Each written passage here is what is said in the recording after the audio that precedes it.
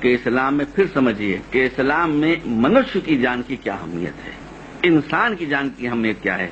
میں مسلمانوں کی بات نہیں کر رہا ہوں. فرض کیجئے میں لکھنؤ کا رہنے والا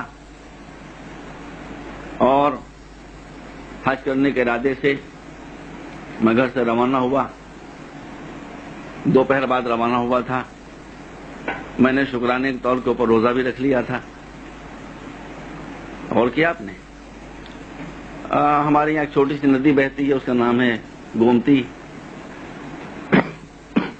اس کے کنارے سے میں گزر رہا تھا تو میں نے کہا کہ لاؤ یہاں پر نماز کا وقت آ گیا ہے.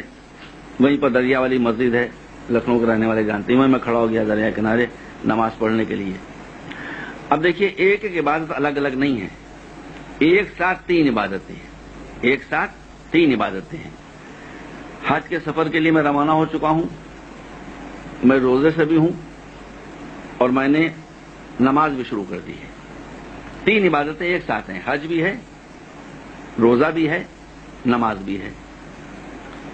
اگر میں گومتی ندی میں غوطہ لگاؤں گا تو حج کا ٹکٹ بھی چوپٹ ہو جائے گا، پاسپورٹ بھی خراب ہو جائے گا، اور غوطہ لگانے سے، ڈبکی لگانے سے روزہ بھی ٹوٹ جاتا ہے، روزہ بھی ٹوٹ جائے گا.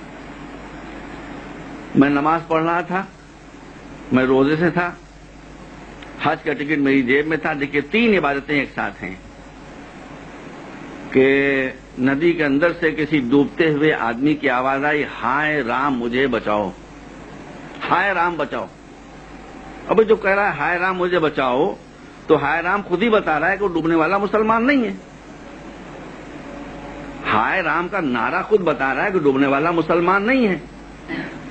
تو اگر میں نماز پڑھ رہا ہوں، اگر میں روزہ رکھ رہا ہوں، اگر میں حج کے سفر پر جا رہا ہوں، مگر میں اسلام کو جانتا نہیں ہوں، تو میں کہوں گا اچھا ہے ایک کافر ڈوب رہا ہے اسے ڈوبنے دو. لیکن اگر میں صحیح مسلمان ہوں، میں رسمی مسلمان نہیں ہوں، میں اسلام کے اپدیش کو جانتا ہوں، میں اسلام کی تعلیم کو جانتا ہوں، تو مجھے اسلام کا حکم یاد آئے گا کہ ڈوبنے والا ہائے رام کر کے کہہ کے بتا رہا ہے کہ میں ہندو ہوں، مگر یہ ہندو ہونے کے باوجود بھی اسی اللہ کا پیدا کیا ہوا ہے کہ جس کی میں نماز پڑھ رہا ہوں، اسی اللہ کا پیدا کیا ہوا ہے کہ جس کا میں روزہ رکھ رہا ہوں، اسی اللہ کا پیدا کیا ہوا ہے کہ جس کے گھر میں چکر لگانے کے لیے، حج کرنے کے لیے جا رہا ہوں. تو اسلام کا حکم ہے کہ نماز کو توڑ دو.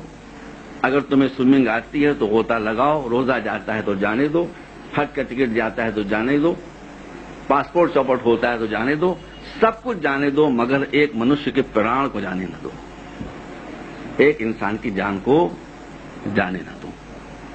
تو میں اپنے ہندو بھائیوں کو بتانا چاہتا ہوں کہ جو اسلام ہم کو یہ حکم دے کہ نماز جو کبھی توڑی نہیں جا سکتی، روزہ جو کبھی توڑا نہیں جا سکتا، حج جب سفر شروع ہو جائے اسے چھوڑا نہیں جا سکتا، جب وہ اسلام یہ کہتا ہے کہ ایک ہندو کو بچانے کے لیے، ایک مورتی پوجا کرنے والے کے بچانے کے لیے تم نماز کو بھی توڑ دو، روزوں کو بھی چھوڑ دو، حج کو بھی چھوڑ دو، سب کچھ چھوڑ دو، مگر ایک انسان کی جان کو جانے نہ دو. مجھے آپ یہ بتائیں کہ وہ اسلام کیا ایک بے گناہ ہندو کی جان لینے کی اجازت دے سکتا ہے؟ یہ سوال مسلمانوں کے سامنے بھی ہے اور یہ سوال ہمارے ہندو بھائیوں کے سامنے بھی آنا چاہیے.